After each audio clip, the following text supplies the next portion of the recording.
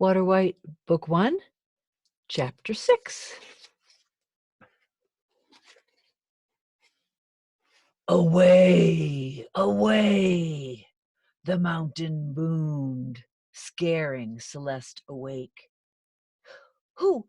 Me? She stammered, still clinging to her frustrating dream. She could see her mother and father speaking in the dream, but couldn't hear their words. No, little one, said the mountain man's voice. A black bird found its way into your pack. I tumbled a stone and frightened it away.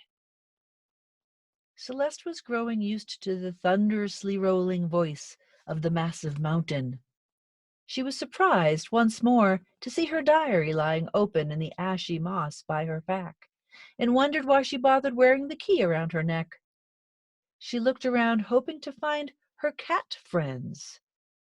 Disappointed, she blew the ashes off her book. What have you there? Just my diary. Some crazy cats found it and left me a strange poem. I was hoping maybe they were here. No, just us. Cats would be crazy indeed to travel this far. But look, there's another message.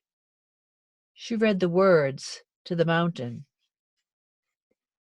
You may run far, you may run wide, but you can never truly hide.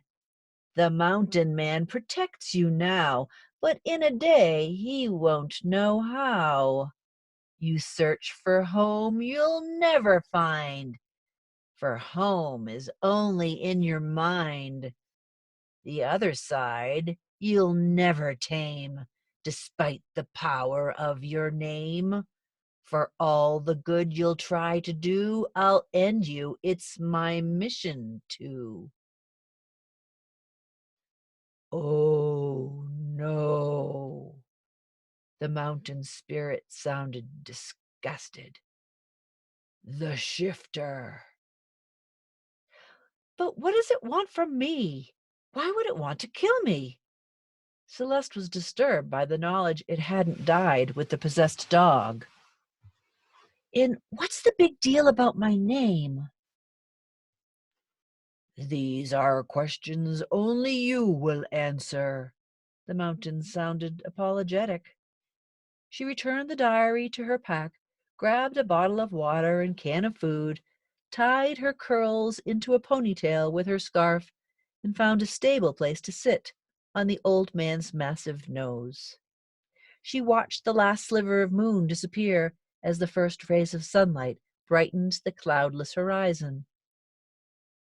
Many things make no sense since the disturbance, he continued. My brows and beard were crystal snow-covered once. Now I blink the irksome ash from my eye. So there was a volcano? Is that what took everyone away? It made no sense to her how so many people and things had simply disappeared. Far more than a volcano, little sprite, he said.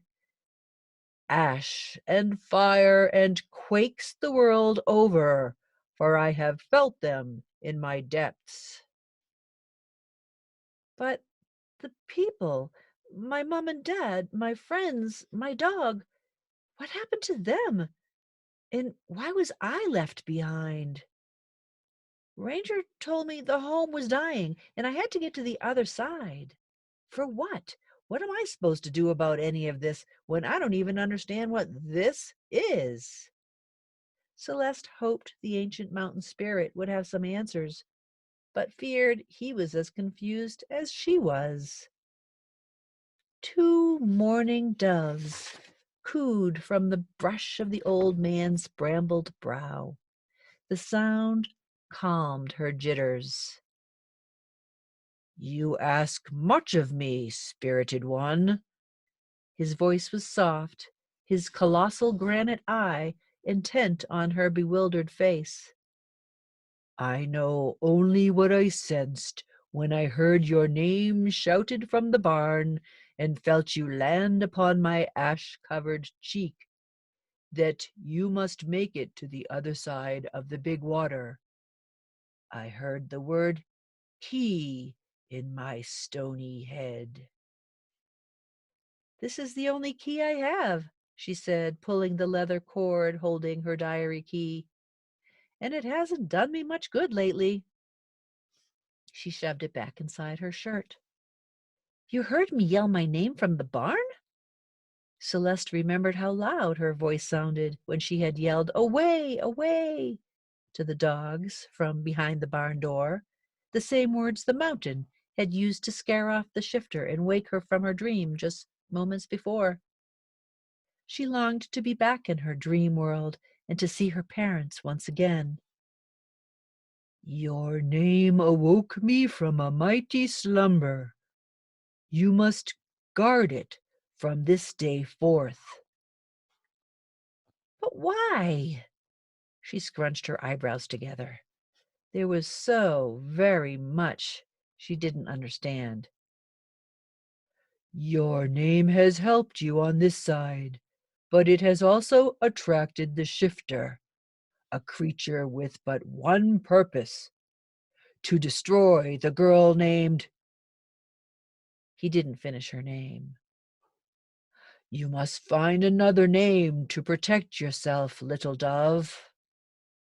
As he wrinkled his gnarly brow, 2 mourning doves flew out and over Celeste, landing together on the old man's protruding lower lip.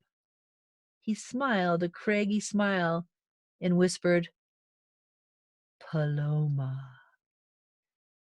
What's a paloma? She scrunched her eyebrows again. You are Paloma, little dove. Somehow, the name seemed right to Celeste, even though she'd never heard the name before, nor considered changing her own. Paloma Elizabeth Newman, then. Elizabeth Newman was my mother's maiden name. So tell me about this big water I'm supposed to swim across. Her ability to defy gravity had momentarily slipped her mind, but the old man remembered. It is a water you cannot swim. You will understand when you see. Guard your name and watch for anomalies unleashed by the great disruption. Some are good, some not. And what might your name be? Celeste was embarrassed. She hadn't asked earlier. I have no name, he murmured as softly as a mountain could murmur. Then I'll call you Old Man Massive, because that's what you are. As soon as she said it, she noticed a rumble as the stony lips behind her slid into a smile. I wish I could tell you more, but you must be off now, little bird. You must find your way to the big water and to the other side. You have been told the way, and so it must be. But I'll never find my home again, will I? A hint of hope trembled in her voice as she remembered a line from the cat's poem. No, but... But what? What do you know? Tell me, please, she pleaded. But in your dreams you may find answers. You will see me again, small one, for you will learn much from others along your forward path, and your destiny springs from that which you have left behind. I've left nothing and everything behind.